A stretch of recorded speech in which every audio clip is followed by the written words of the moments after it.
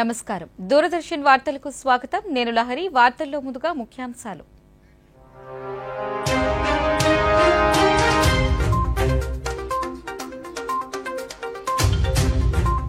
వైద్య ఆరోగ్య శాఖపై ముఖ్యమంత్రి సమీక్ష. ప్రభుత్వ ఆసుపత్రులపై ప్రజలకు తిరిగి నమ్మకాన్ని తీసుకురావాలన్న ఎన్ చంద్రబాబు నాయుడు. ఎన్డీఏ కూటమి ప్రభుత్వం గంజాయిపై ఉక్కుపాదం మోపుతుందన్న రాష్ట్ర హోంమంత్రి. రాజమహేంద్రవరంలో పెట్రోల్ బంకును ప్రారంభించిన వంగలపూడి అనిత. రాష్ట్రంలో రైతుల ధాన్యం బకాయిలను చెల్లిస్తున్న ప్రభుత్వం. ఏలూరులో రైతులకు చెక్కులు అందించిన మంత్రి నాదెండ్ల మనోహర్.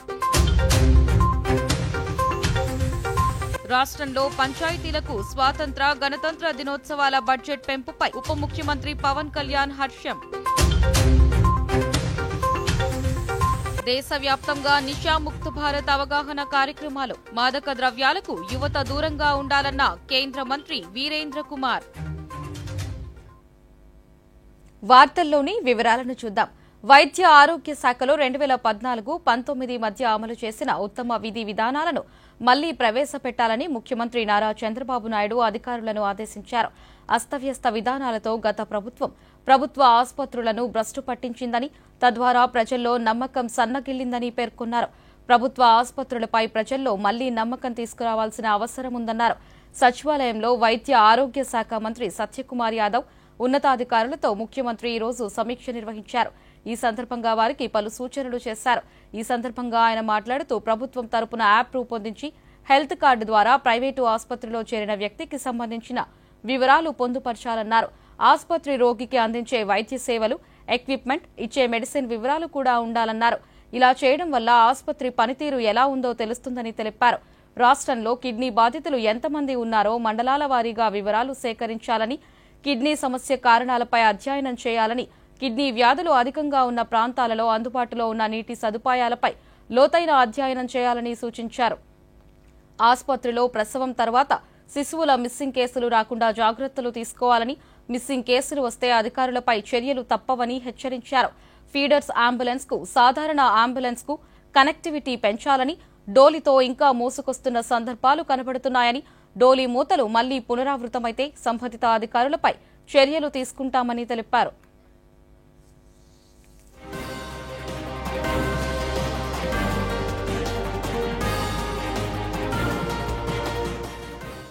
రాష్ట్రంలో త్వరలో అమల్లోకి తీసుకురానున్న నూతన పారిశ్రామికాభివృద్ది విధానం 2024-29పై రాష్ట్ర సచివాలయంలో ముఖ్యమంత్రి నారా చంద్రబాబు నాయుడు అధికారులతో సమీక్షించారు. ఈ సందర్భంగా పలు కీలక అంశాలపై చర్చించారు. ఈ సమావేశంలో రాష్ట్ర పరిశ్రమలు, వాణిజ్యం, ఆహార శుద్ది శాఖ మంత్రి టీజీ భరత్, పరిశ్రమలు, మౌలిక సదుపాయాల శాఖ కార్యదర్శి డాక్టర్ ఎన్ యువరాజ్, ఇతర ఉన్నతాధికారులు పాల్గొన్నారు.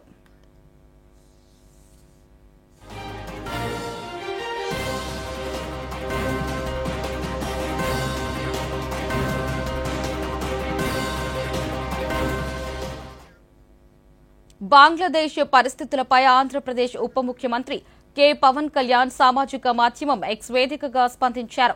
బంగ్లాదేశ్ నుండి ఇటీవల చిత్రాలు హృదయ విదారకంగా ఉన్నాయన్నారు.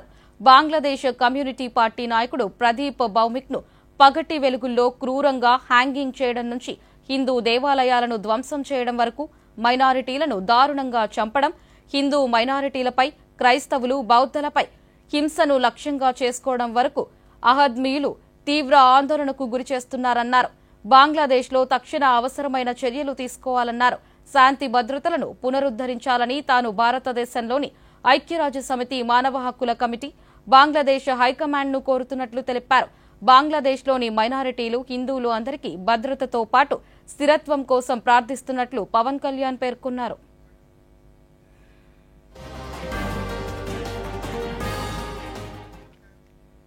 భారత ఉపరాష్ట్రపతి జగదీప్ ధన్కడ్ ఈ నెల 17వ తేదీన నెల్లూరులో పర్యటించనున్నారని శ్రీ పొట్టి శ్రీరాములు నెల్లూరు జిల్లా కలెక్టర్ ఆనంద్ తెలిపారు. నెల్లూరులో ఆయన మాట్లాడుతూ జిల్లాలోని వెంకటాచలంలో స్వర్ణ భారతి ట్రస్ట్ నిర్వహిస్తున్న 23 ఏళ్ల సేవా ప్రస్థానంలో ఉపరాష్ట్రపతి పాల్గొంటారని తెలిపారు. ఈ కార్యక్రమంలో పూర్వ ఉపరాష్ట్రపతి ముప్పవరపు వెంకయ్య నాయుడు కూడా పాల్గొననున్నారు. జిల్లాలో honourable vice president of India visit కూడా ఉంటుంది. సో దీనికి సంబంధించి ఆగస్ట్ 15 సంబంధించి లాస్ట్ ఒక 10 days నుంచి జిల్లాలో ప్రతిరోజు ఒక్కొక్క ప్రోగ్రామ్ అయితే చేయడం జరుగుతున్నాయి. కొన్ని రోజుల్లో మనం హెరిటేజ్ వాక్స్ కానీ లేదంటే ఘర్ తిరంగా కింద హెరిటేజ్ వాక్లు, అదేవిధంగా పబ్లిక్ ర్యాలీలు, స్కూల్లో అయితే మాత్రం elocution competitions, essay writing competitions ఇవన్నీ కూడా. ప్రసార భారతి అస్సాం ప్రభుత్వ సహకారంతో అహోం రాజవంశానికి చెందిన లెజెండరీ యోధులు లచిత్ బోర్పుఖాన్ పై 52 ఎపిసోడ్ల టెలివిజన్ సిరీస్ ను నిర్మించనుంది. ప్రసార భారతి ద్వారా ఈ ధారావాహికను ప్రసారం చేయనుంది.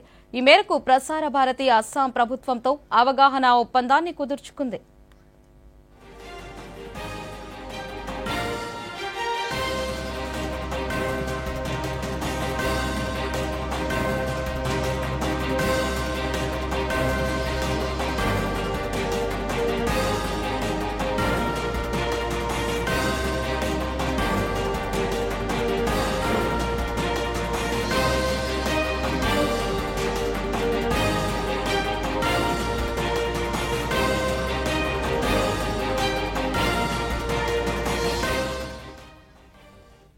ఆంధ్రప్రదేశ్ ఆర్థిక శాఖ మంత్రి పయ్యావుల కేశవ్ ఈ రోజు ఢిల్లీలో కేంద్ర ఆర్థిక మంత్రి నిర్మలా సీతారామన్తో సమావేశమయ్యారు. మంత్రితో పాటు ఎంపీ లావు శ్రీకృష్ణదేవరాయలు ఈ సమావేశంలో పాల్గొన్నారు. ఇటీవల కేంద్ర బడ్జెట్ 2024-25లో ఆంధ్రప్రదేశ్లోని వెనుకబడిన జిల్లాలకు కేటాయించిన నిధులపై ప్రధానంగా కేంద్ర మంత్రితో చర్చించారు. రాజధాని అమరావతి నిర్మాణానికి 15,000 కోట్ల రూపాయలు ప్రత్యేక సాయం అంశంతో పాటు గత వైసీపీ హయాంలో రుణాలు పునర్వ్యవస్థీకరణ, రాష్ట్ర ఆర్థిక పరిస్థితులపై చర్చించారు.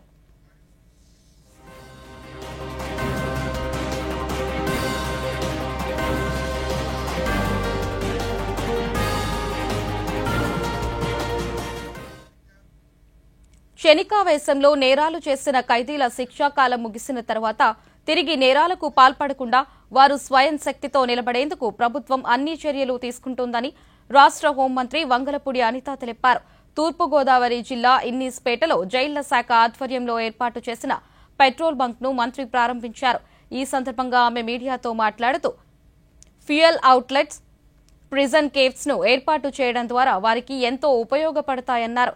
ఈ సందర్భంగా మంత్రి కేంద్ర కారాగారాన్ని, మహిళా జైలును పరిశీలించారు. గంజాయిపై ఎన్డీఏ కూటమి ప్రభుత్వం ఉక్కుపాదం మోపుతుందన్నారు. కుటుంబ పోషణ నిమిత్తం కొంత అమౌంట్ ని బ్యాంక్ లో వేయటం, కొంత అమౌంట్ ని వాళ్ళ ఖర్చుల నిమిత్తం కూడా వాళ్ళకి ఇవ్వటం అనేది ఒక సాంప్రదాయబద్ధంగా జరుగుతున్న కార్యక్రమం. వీళ్ళ భాగంగానే వీళ్ళందరికీ కూడా రేపు పొద్దున్న వాళ్ళ జైలు నుంచి మళ్ళీ బయటకు వచ్చిన తర్వాత వాళ్ళ జీవన విధానం సాఫీగా సాగటానికి, మళ్ళా నేర ప్రవృత్తి వైపు తిరిగి చూడకుండా ఉండటానికి ఒక సమాయత్తం చేయటానికి ఈ జైలు శాఖ అనేది జైలులో ఉన్న ఖైదీల విషయంలో చాలా హ్యుమానిటీ బేసిస్ మీద వాళ్ళకి ఒక మంచి ప్రవర్తన కలిగించాలనే ఉద్దేశంతో చేస్తున్న మంచి మంచి కార్యక్రమాల్లో భాగంగానే ఈరోజు ఈ ఫ్యూయల్ అవుట్లెట్ కానీ, ప్రిజన్ కేవ్స్ కానీ ఇవన్నీ కూడా మనం పెట్టడం జరిగింది.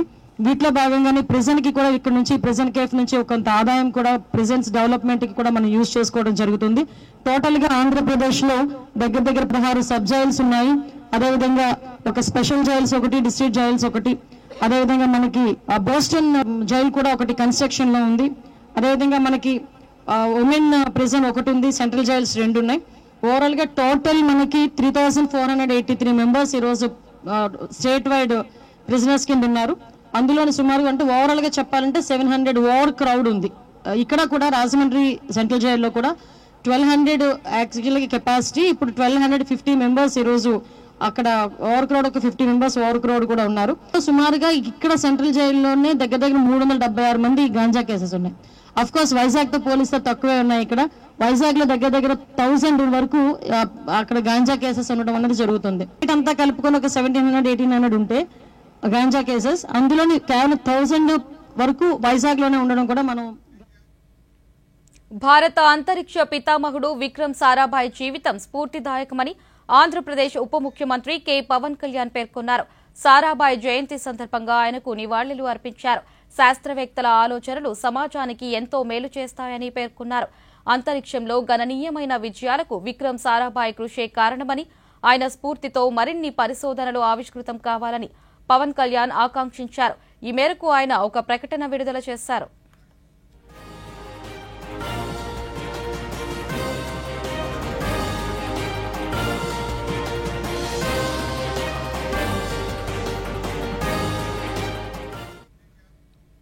వ్యవసాయాన్ని కాపాడుకోవాల్సిన బాధ్యత అందరిపైన ఉందని రాష్ట్ర పౌర సరఫరాల శాఖ మంత్రి నాదెండ్ల మనోహర్ అన్నారు.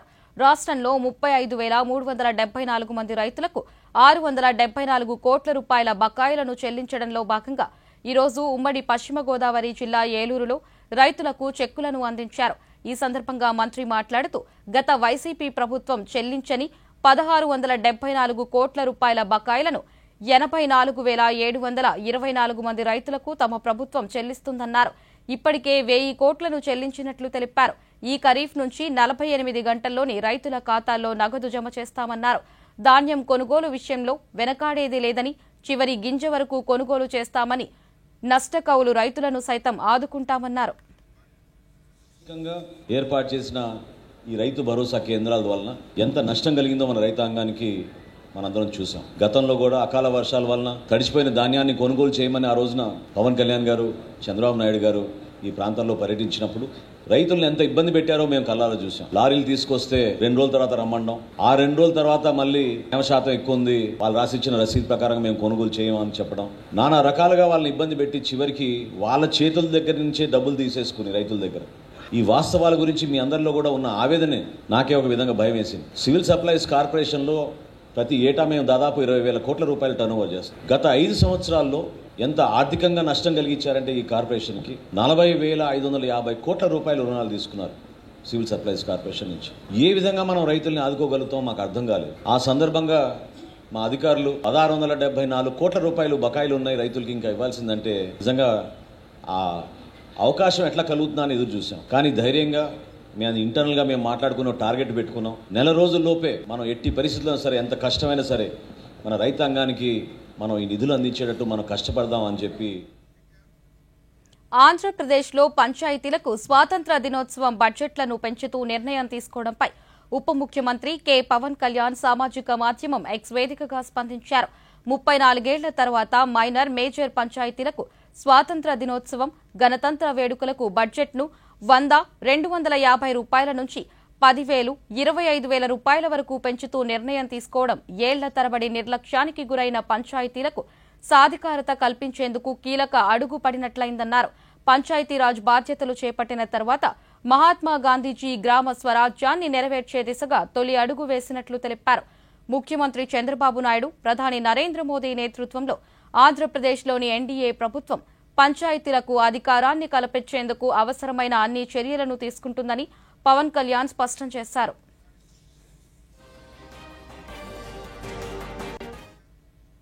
గత 5 ఏళ్లలో శాప్లో జరిగిన అక్రమాలపై విచారణ చేపడతామని రాష్ట్ర క్రీడల శాఖ మంత్రి మండిపల్లి రాంప్రసాద్ రెడ్డి తెలిపారు. విజయవాడలో ఆయన మీడియాతో మాట్లాడుతూ గత వైసీపీ ప్రభుత్వ హయాంలో చేపట్టిన ఆడుదాం ఆంధ్ర కార్యక్రమంలో భారీ అవినీతి జరిగినట్లు తెలుస్తోందన్నారు. ఇక ఈ కార్యక్రమం కోసం కేటాయించిన 120 కోట్ల రూపాయల్లో అవినీతి జరిగిందని తెలిపారు. దీనిపై విచారణ చేపడతామన్నారు. ఆంధ్రప్రదేశ్ను క్రీడా హబ్గా తీర్చిదిద్దడమే కూటమి ప్రభుత్వ లక్ష్యమని తెలిపారు.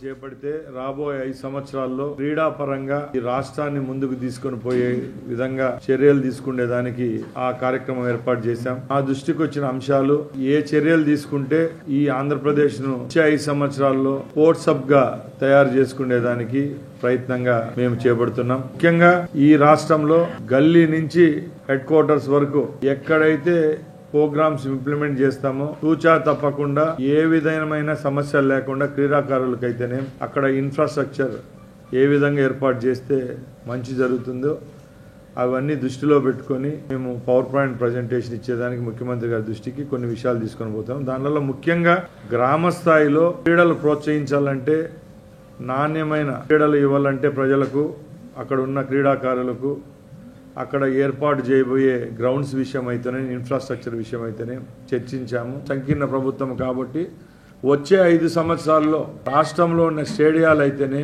అలాగే గ్రామ స్థాయిలో క్రీడలను ఎలాగా ప్రోత్సహించాలా, ఇన్ఫ్రాస్ట్రక్చర్ డెవలప్ చేయాలా, రేపు ఎవరైనా క్రీడాకారులు ఇక్కడ ఉంటారో వాళ్లకు నేషనల్ అలాగే ఇంటర్నేషనల్ క్రీడల్లో పాల్గొనేదానికి ఏవైతే ఇన్సెంటివ్స్ ఇవ్వాలా అవన్నీ దాని విషయంలో కూడా చర్చించడం జరిగింది. ఇప్పుడు కూడా రాబోయే 5 సంవత్సరాల్లో తప్పకుండా అమరావతిలో అయితేనేం, వైజాగ్లో అయితేనేం అకాడమీలు స్థాపిస్తే ఎలా ఉంటుంది, వాళ్ళకు ముందే ఈ ప్రభుత్వం భూమి వార్తల్లో చిన్న విరామం తీసుకుందాం. Happy birthday my dear. అరే ఇదేంటి యాప్ ద్వారా లోనా? నా కొత్త స్కూటీ కోసం. అరే తెలివిగా ఆలోచించమ్మా, లేదంటే డబ్బులు బూడిదలో పోసినట్టేనమ్మా. అంటే ఆన్లైన్ లెండింగ్ యాప్స్ అన్నింటినీ బాగా పరిశీలించి ఆర్బీఐ అనుమతించిన బ్యాంక్స్ ఎన్బిఎఫ్సి నుండే లోన్ తీసుకోవాలి. అనుమతి లేని యాప్స్ లేదా అపరిచిత వ్యక్తులకు వ్యక్తిగత సమాచారాన్ని షేర్ చేయడం అంటే అపాయమే. తాతయ్య తెలివిగా ఆలోచించా. గిఫ్ట్ ఓపెన్ చేయవా మరి? ఆర్బీఐ అంటోంది, వీళ్ళు చెప్తారు తెలివిగా ఆలోచించండి, అప్రమత్తంగా ఉండండి. వార్తలకు తిరిగి స్వాగతం.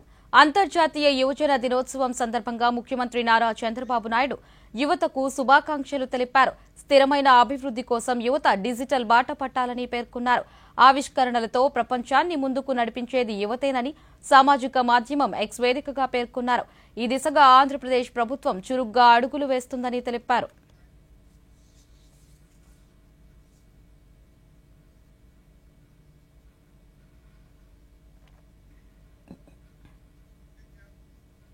స్వాతంత్ర దినోత్సవం సందర్భంగా దేశ సమైక్యతను చాటుతూ ప్రతి ఒక్కరూ వారి ఇంటిపై జాతీయ జెండాను ఎగరవేయాలని బీజేపీ యువ మోర్చా నాయకులు పిలుపునిచ్చారు. హర్ ఘర్ కా తిరంగా కార్యక్రమంలో భాగంగా చిత్తూరులో జాతీయ జెండాతో ద్విచక్ర వాహన ర్యాలీని నిర్వహించారు. ఈ సందర్భంగా వారు మాట్లాడుతూ ప్రధానమంత్రి నరేంద్ర మోదీ పిలుపు మేరకు దేశ ఔన్నత్యాన్ని చాటేలా హర్ ఘర్ తిరంగా కార్యక్రమాన్ని చేపట్టామన్నారు. బైక్ ర్యాలీ అనేది చేయడం జరుగుతుంది. దీని ద్వారా పట్టణంలో ఉన్న ప్రజలకు కావచ్చు, విద్యార్థులకు కావచ్చు, అందరికి కూడా రేపటి నుంచి ఆగస్టు 15వ తేదీ వరకు మన ఇంటి మీద జాతీయ జెండా ఎగరేసి మన యొక్క దేశభక్తిని చాటుకోవాలని ఈ రోజు ప్రతి ఒక్కరు కూడా జాతీయ జెండా వారి ఇంటిపైన ఎగరేయడానికి ప్రయత్నం చేశారు. దానిలో భాగంగా ఈ రోజు బైక్ ర్యాలీ నిర్వహించడం జరుగుతుంది. చిత్తూరు నగరంలో గాంధీ బొమ్మ విగ్రహం దగ్గర భారతదేశానికి సంబంధించి గతంలో స్వతంత్ర పోరాటం చేసి ఈ రోజు దేశ స్వతంత్రానికి తీసుకొని వచ్చిన మహనీయులను గుర్తు చేసుకుంటూ హర్ ఘర్ తిరంగా అభియాన్ పేరుతో ప్రధాని నరేంద్ర మోడీ గారు తీసుకొచ్చిన కార్యక్రమంలోనే ఈ రోజు ఈ కార్యక్రమం చేపట్టడం జరుగుతుంది. ప్రతి ఒక్కరు కూడా జాతీయ త్రివర్ణ పతాకాన్ని వారి ఇంటిపైన ఎగరేసి మన దేశ ఔన్నత్యాన్ని ప్రపంచ దేశాలు తెలియజేయాలని చెప్పేసి నేను కోరుకుంటున్నాను. భారత్ మాతాకి జై. నరేంద్ర మోడీజీ గారు పిలుపు మేరకు కార్యక్రమం ప్రవేశపెట్టి ఆయన భారతదేశంలో ప్రతి ఒక్క వ్యక్తి వారి ఇంటి పైన భారత జెండా ఎగరవేయాలని ఆయన సూచన మేరకు మేమందరూ దేశవ్యాప్తంగా ప్రజలందరిలో దేశభక్తిని నింపేందుకు కేంద్ర ప్రభుత్వం హర్ ఘర్ తిరంగా కార్యక్రమాన్ని నిర్వహిస్తుందని హర్ ఘర్ తిరంగా కార్యక్రమం రాయలసీమ జోనల్ ఇన్ఛార్జ్ కాపు రామచంద్రారెడ్డి తెలిపారు. అనంతపురం జిల్లా రాయదుర్గంలో ఆయన మీడియాతో మాట్లాడుతూ స్వాతంత్ర దినోత్సవం రోజున ప్రతి ఒక్కరూ వారి వారి ఇళ్లపై జాతీయ జెండా ఎగరవేయాలన్నారు. అదేవిధంగా జెండాతో సెల్ఫీ తీసుకుని హర్ ఘర్ తిరంగా వెబ్ పోర్టల్ నందు అప్లోడ్ చేయాలన్నారు. ఆస్తుల్ని పోగొట్టుకున్నారు, మానాలు కూడా పోగొట్టుకున్నారు. ఎన్నో త్యాగాలు చేసి మనకు స్వాతంత్రాన్ని తీసుకురావడం జరిగింది. స్వాతంత్ర దినోత్సవ సందర్భంగా వాళ్ళందరినీ మనం తలుచుకోవాలి, వాళ్ళకు ఘన నివాళి. దానికి తోడు ప్రతి ఒక్కరిలో కూడా నేను భారతీయుణ్ణి, భారతదేశం నా మాతృభూమి, స్వప్రయోజనాల కన్నా దేశ ప్రయోజనాలు చాలా ముఖ్యము, జాతీయ భావాలు మనలో ఉండాలి, దేశభక్తి ఉండాలి, హర్ ఘర్ తిరంగా అనే కార్యక్రమాన్ని రూపొందించడం జరిగింది. ప్రతి ఒక్కరు కూడా వాళ్ళ ఇంటి పైన పూవన్నెల జెండా రెపరెపలాడేలాగా ఒక్కరు కూడా జాతీయ జెండాని ఎగురవేయాలి. ఆ ఎగురవేసిన దాన్ని కూడా విజయవాడ ప్రకాశం బ్యారేజీ వద్ద విద్యుత్ దీపకాంతులతో శోభాయమానంగా కృష్ణమ్మ కాంతులేనుతోంది. స్వాతంత్ర దినోత్సవ వేడుకలను పురస్కరించుకుని ప్రకాశం బ్యారేజీను అధికారులు రంగురంగుల విద్యుత్ దీపాలతో ఆకర్షణీయంగా తీర్చిదిద్దారు. దీంతో ప్రకాశం బ్యారేజీ శోభాయమానంగా కనువిందు చేస్తూ సందర్శకులను విశేషంగా ఆకట్టుకుంటుంది. మరోవైపు విస్తారంగా కురుస్తున్న వర్షాల కారణంగా ఎగువ నుండి వచ్చి చేరుతున్న వరద నీటితో నిండు కుండలా కృష్ణమ్మ పరవళ్లు తొక్కుతోంది.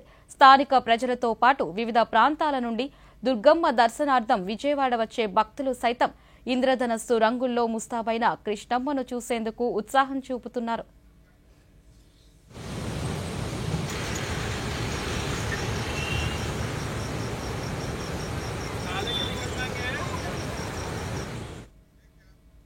రెవెన్యూ శాఖలో ప్రజలు ఎదుర్కొంటున్న సమస్యలను పరిష్కరించేందుకు త్వరలో టోల్ ఫ్రీ నెంబర్ను అందుబాటులోకి తీసుకురానున్నట్లు రాష్ట్ర రెవెన్యూ శాఖ మంత్రి అనగాని సత్యప్రసాద్ తెలిపారు. తిరుపతిలో విద్యుత్ శాఖ మంత్రి గొట్టిపాటి రవికుమార్తో కలిసి వకులమాత ఆలయాన్ని మంత్రి సందర్శించారు. ఈ సందర్భంగా మంత్రి అనగాని సత్యప్రసాద్ మాట్లాడుతూ చరిత్రలో గతంలో ఎన్నడూ లేని విధంగా రెవెన్యూ సదస్సులను ఏర్పాటు చేసిన ఘనత ఎన్డీఏ కూటమి ప్రభుత్వానికే దక్కుతుందన్నారు. గత ప్రభుత్వం ప్రజాధనాన్ని దోచుకుందని, వైసీపీ నేతల అవినీతిపై పూర్తి స్థాయిలో సమగ్ర విచారణ జరిపిస్తామని మంత్రి పేర్కొన్నారు. ఈ సందర్భంగా మంత్రి గొట్టిపాటి రవికుమార్ మాట్లాడుతూ రాష్ట్రంలో విద్యుత్ ఛార్జీలను తగ్గించే ప్రయత్నం చేస్తున్నామన్నారు. 24 గంటల పాటు వినియోగదారులకు విద్యుత్ అందిస్తామని తెలిపారు.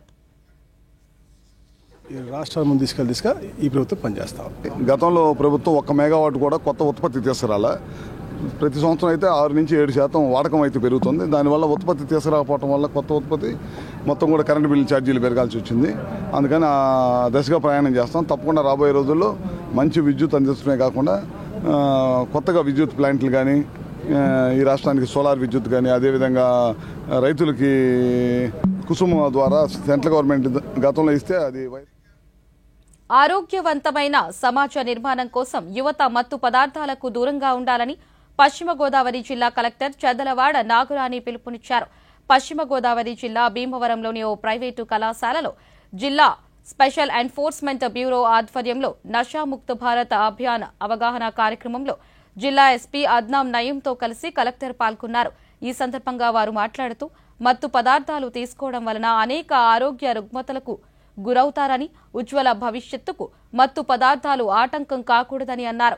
మత్తు పదార్థాలు సేవించడం వలన హింసకు ప్రేరేపితులు అవుతారని, మానసికంగా కూడా గందరగోళ పరిస్థితి ఉంటుందని, ఇటువంటి వాటికి దూరంగా ఉండాలని సూచించారు.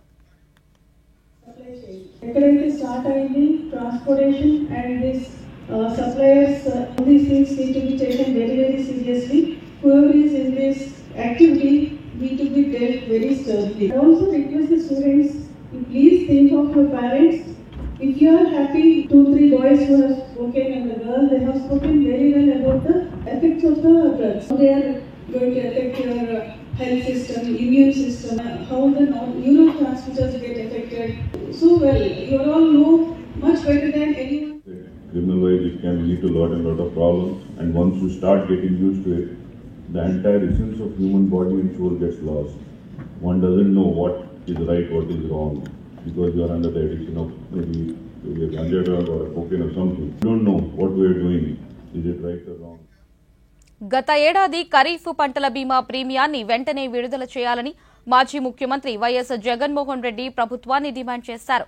వైసీపీ ప్రభుత్వంలో ఏటా ఏప్రిల్, మే నెలల్లో పంటల బీమా ప్రీమియం చెల్లించి పంట నష్టపోయిన రైతులను జూన్లో ఆదుకున్నామని, ఖరీఫ్ పంట వేసే సమయానికి రైతులపై పైసా భారం పడకుండా ఉచిత పంటల బీమా ప్రీమియం మొత్తాన్ని ప్రభుత్వమే చెల్లించిందని సామాజిక మాధ్యమం ఎక్స్ వేదికగా పేర్కొన్నారు. ఎన్నికల ప్రస్తావన నియమావళి కారణంగా 2023-24 ఖరీఫ్ ప్రీమియం చెల్లింపులు నిలిచాయని, తరువాత వచ్చిన ప్రభుత్వం వాటిపై స్పందించడం లేదని పేర్కొన్నారు. రాష్ట్ర ప్రభుత్వం చెల్లించకపోవడంతో కేంద్రం కూడా వాటా ఇవ్వలేదని, జూన్, జులైలో కూడా గడిచిపోయాయని, ప్రభుత్వ ఉదాసీనత కారణంగా రైతులు నష్టపోతారని, వెంటనే ప్రీమియం చెల్లించి రైతులకు పంటల బీమా పరిహారం అందేలా చూడాలని జగన్మోహన్ రెడ్డి డిమాండ్ చేశారు.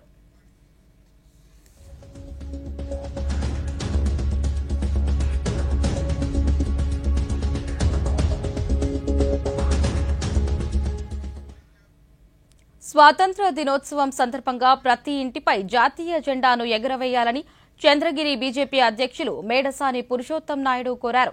నియోజకవర్గంలో చేపట్టిన హర్ ఘర్ తిరంగా కార్యక్రమంలో ఆయన పాల్గొని ఇంటింటికి జాతీయ జెండాలను పంపిణీ చేశారు. ఈ సందర్భంగా ఆయన మీడియాతో మాట్లాడుతూ రేపటి నుంచి నిర్వహించనున్న స్వాతంత్ర్య దినోత్సవ వేడుకలలో భాగంగా 14వ తేదీన విద్యార్థులతో కలిసి హర్ ఘర్ తిరంగా ర్యాలీని చేపడుతున్నట్లు తెలిపారు.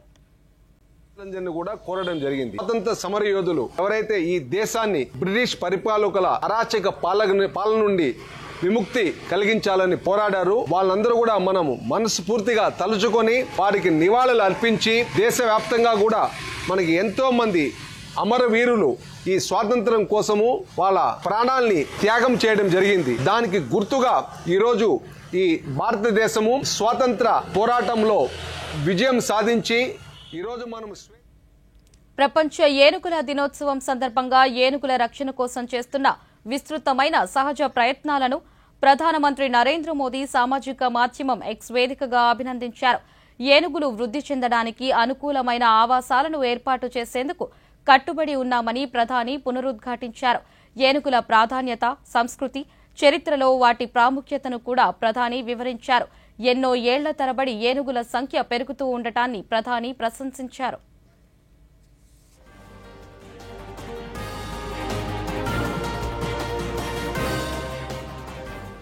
మాదక ద్రవ్యాలకు యువత దూరంగా ఉండాలని కేంద్ర సామాజిక న్యాయం, సాధికారత శాఖ మంత్రి డాక్టర్ వీరేంద్ర కుమార్ పిలుపునిచ్చారు. దేశం 78వ స్వాతంత్ర్య దినోత్సవాన్ని జరుపుకుంటున్న వేళ నషాముక్త భారత్ అభియాన్ అమలుకు 4 ఏళ్లు పూర్తి చేసుకుని 5వ సంవత్సరంలోకి అడుగుపెడుతున్న సందర్భాన్ని పురస్కరించుకుని కేంద్ర సామాజిక న్యాయం, సాధికారత విభాగం దేశవ్యాప్తంగా మాదక ద్రవ్యాల దుర్వినియోగానికి వ్యతిరేకంగా సామూహిక ప్రతిజ్ఞ కార్యక్రమాన్ని ఢిల్లీలో నిర్వహించారు. ఢిల్లీలోని మోడర్న్ స్కూల్ విద్యార్థులకు నషాముక్త భారత్ అభియాన్పై కేంద్ర మంత్రి సామూహిక ప్రతిజ్ఞ చేయించారు. అనంతరం మంత్రి మీడియాతో మాట్లాడుతూ నషాముక్త భారత్ లక్ష్యంగా దేశవ్యాప్తంగా పలు అవగాహన కార్యక్రమాలు నిర్వహిస్తున్నట్లు తెలిపారు. लेकिन अगर आज की तारीख में अब जो नशे की सामग्री जब्त हो रही है उसको भट्टियों में नष्ट किया जा रहा है और गृह मंत्रालय नशे के कारोबार से जुड़े हुए लोगों के विरुद्ध जो है शक्ति के साथ में कदम भी उठा रही है. सामाजिक न्याय अधिकारिता मंत्रालय इस दिशा में जागरूकता के कार्यक्रम करने, अवेयरनेस के प्रोग्राम करने, उपचार के कार्यक्रम के अभियान को आगे बढ़ाने, शैक्षणिक संस्थाओं में जहां तक आपने बात की है एक नवचेतना मॉड्यूल के माध्यम से ఢిల్లీ మద్యం కుంభకోణం వ్యవహారంలో తిహార్ జైల్లో ఉన్న బీఆర్ఎస్ ఎమ్మెల్సీ కవిత బెయిల్ పిటిషన్ను సుప్రీంకోర్టు వాయిదా వేసింది. కవితకు మధ్యంతర బెయిల్ ఇచ్చేందుకు సుప్రీంకోర్టు నిరాకరించింది. ప్రతివాదుల వాదనలు వినకుండా మధ్యంతర బెయిల్ కల్పించలేమని కోర్టు స్పష్టం చేసింది. తదుపరి విచారణను ఈ నెల 20కి వాయిదా వేసింది.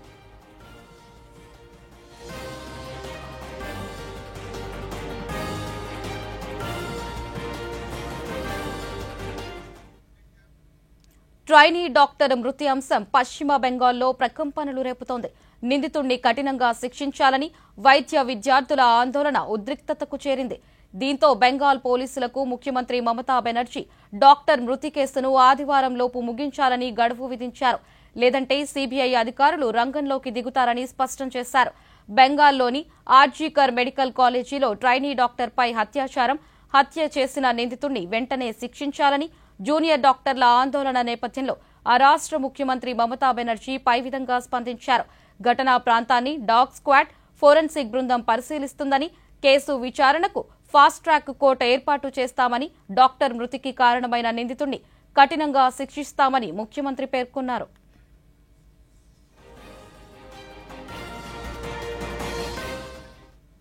దేశవ్యాప్తంగా పలు రాష్ట్రాలలో భారీ వర్షాలు కురుస్తున్నాయి. ఉత్తర భారతదేశంతో పాటు దక్షిణ ప్రాంతాలలో సైతం వర్షం బీభత్సం సృష్టిస్తోంది.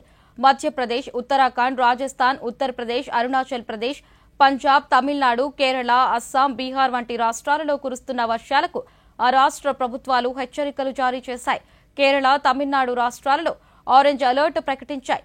దేశ రాజధాని ఢిల్లీలో భారీ వర్షపాతం నమోదైంది. పంజాబ్లో భారీ వర్షం కారణంగా ప్రజాజీవనం స్తంభించిపోయింది. రాజస్థాన్లో కురుస్తున్న వర్షాల కారణంగా ఏర్పడ్డ వరదల్లో చిక్కుకుని దాదాపు 20 మంది మృతి చెందారు.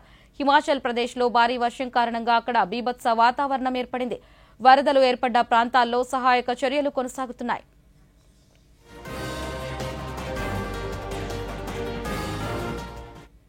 ఢిల్లీ మద్యం కుంభకోణం కేసులో ముఖ్యమంత్రి అరవింద్ కేజ్రీవాల్ సుప్రీంకోర్టును ఆశ్రయించారు. ఎక్సైజ్ కేసులో సీబీఐ తనను అరెస్టు చేయడాన్ని సవాలు చేస్తూ పిటిషన్ దాఖలు చేశారు. తన అరెస్టు రిమాండ్పై జూన్లో ఢిల్లీ కోర్టు జారీ చేసిన ఉత్తర్వులు చట్టవిరుద్దమని పేర్కొన్నారు. సుప్రీంకోర్టు గతంలో ఇచ్చిన తీర్పునకు ఇది వ్యతిరేకంగా ఉందని పిటిషన్లో వెల్లడించారు. దీనిపై అత్యవసర విచారణ జరపాలని కేజ్రీవాల్ తరపు న్యాయవాది సుప్రీంను కోరగా తమకు మెయిల్ అభ్యర్థన పంపాలని భారత ప్రధాన న్యాయమూర్తి చంద్రచూడ్ తెలిపారు. మద్యం కుంభకోణం కేసులో మనీ లాండరింగ్ ఆరోపణలపై మార్చి 21న కేజ్రీవాల్ ను ఈడీ అధికారులు అరెస్టు చేసిన విషయం తెలిసిందే. తన అరెస్టును సవాల్ చేస్తూ కేజ్రీవాల్ సుప్రీంకోర్టును ఆశ్రయించారు. దానిపై విచారణ ఆలస్యమవుతూ ఉండడంతో ఎన్నికల్లో ప్రచారం కోసం చేసిన అభ్యర్థనను అంగీకరిస్తూ కోర్టు షరతులతో కూడిన మధ్యంతర బెయిల్ ఇచ్చింది. ఎన్నికల అనంతరం ఆయన తిరిగి జైలుకు వెళ్లారు. కాగా ఈడీ అరెస్టు కేసులో సుప్రీం మధ్యంతర బెయిల్ మంజూరు చేసింది. అయితే ఇదే కేసులో సీబీఐ ఆయన్ను అరెస్టు చేయడంతో ప్రస్తుతం జైల్లోనే కొనసాగుతున్నారు.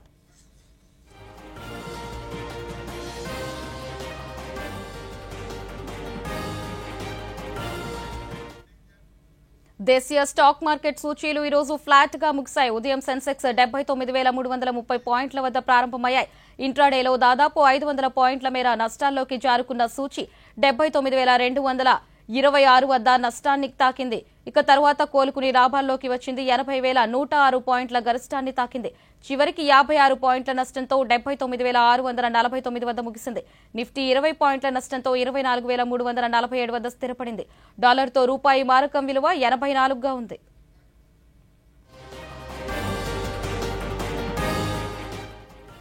ఈ వార్తలు ఇంతటితో సమాప్తం. నమస్కారం.